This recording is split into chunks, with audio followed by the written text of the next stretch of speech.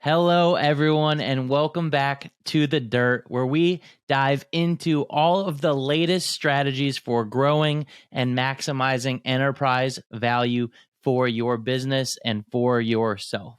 As always, I am delighted you have chosen to join us today. So today's solocast is all about breaking through that pesky $5 million revenue ceiling that so many of us reach in our business. The good news is that you made it to the $5 million revenue ceiling or thereabouts, which is, most founders, most business owners just don't get there. Just plain and simple. 95% of businesses never make it past the $5 million revenue ceiling. So great, you're in the top 5%, if not more. The bad news, breaking through can be extremely challenging. And if you found yourself stuck at this revenue mark or thereabouts and are unsure how to elevate your business to the next level, stay with us because I'm going to share with you 3 critical areas to focus on, backed by real-world examples to help you supercharge your growth and maximize your enterprise value. So those 3 opportunities. Number 1, investment in a robust customer success team. Number 2, emphasis on product innovation. Number 3, harnessing the power of strategic partnerships. All right, so let's start number 1. Number 1, investment in a robust customer success team. So our first strategy centers around this idea of building this strong customer success team. And I want you to just consider the journey of a SaaS enterprise, TechFlex. Despite performing well and hitting the $5 million mark, they aimed to accelerate their growth.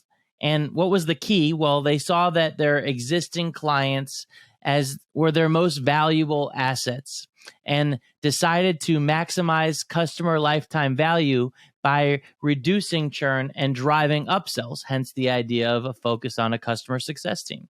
Investing in a robust customer success team transformed their customer experience. This team didn't just put out fires anymore. They proactively ensured customers extracted maximum value from their product.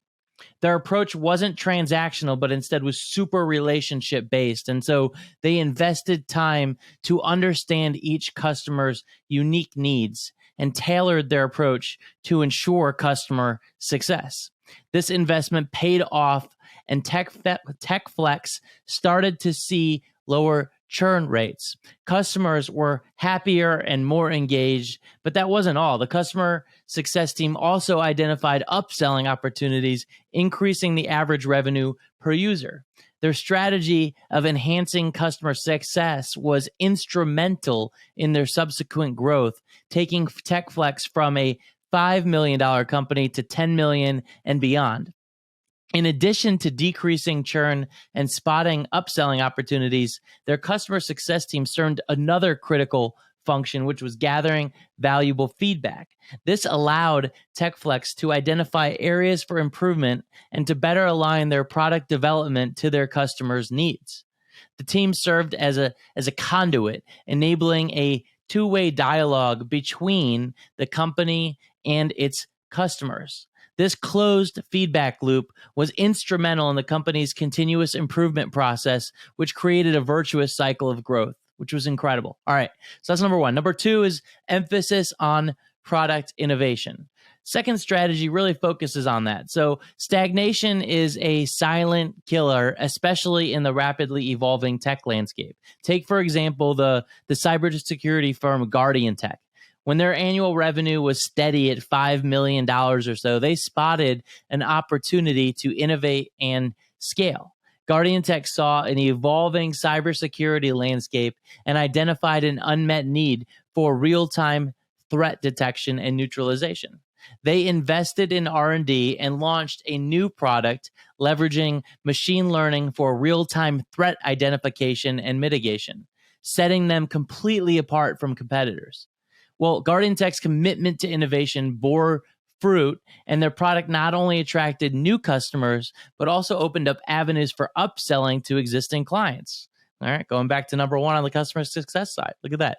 The culture of constant innovation propelled Guardian Tech's revenues beyond the $5 million mark, and they haven't looked back since. Well, Guardian Tech's commitment to product innovation actually extended beyond their product development team. They fostered an innovative culture across the entire company, from the customer success team to the marketing department. Every team member was encouraged to think creatively and to contribute ideas. And this organizational wide emphasis on innovation ensured that they stayed ahead of the curve and consistently offered cutting edge solutions to their clients. All right, so that's number 2. Number 3, harnessing the power of strategic partnerships.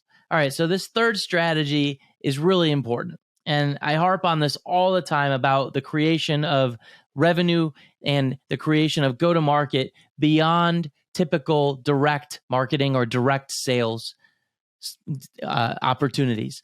Using strategic or indirect opportunities, strategic partnerships, I should say, or indirect opportunities is incredible. So let's take the example of CloudPace, a cloud services company that leveraged partnerships as a stepping stone to cross the $5 million revenue hurdle.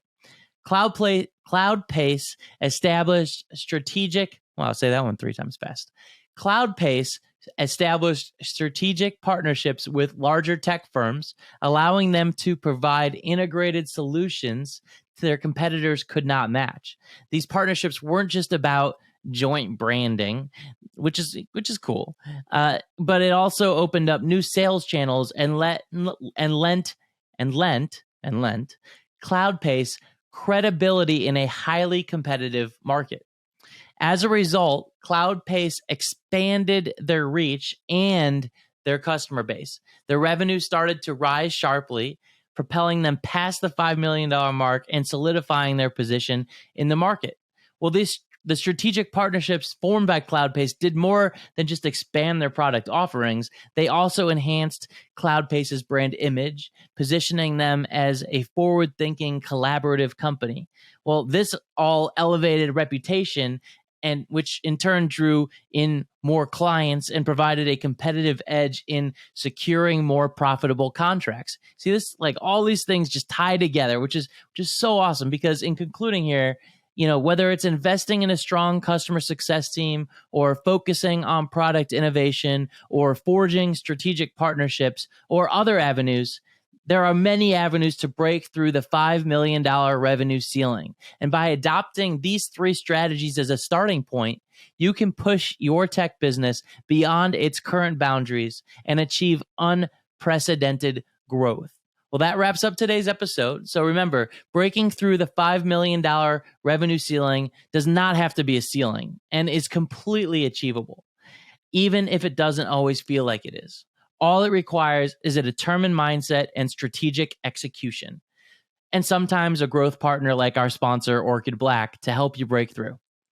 If you found this discussion to be beneficial, please share the Dirt Podcast with your peers, and don't forget to subscribe on the Orchid Black website at orchid.black for more growth-driven insights and knowledge. Till next time, thank you for joining me on the Dirt. Let's grow together past the $5 million so-called ceiling.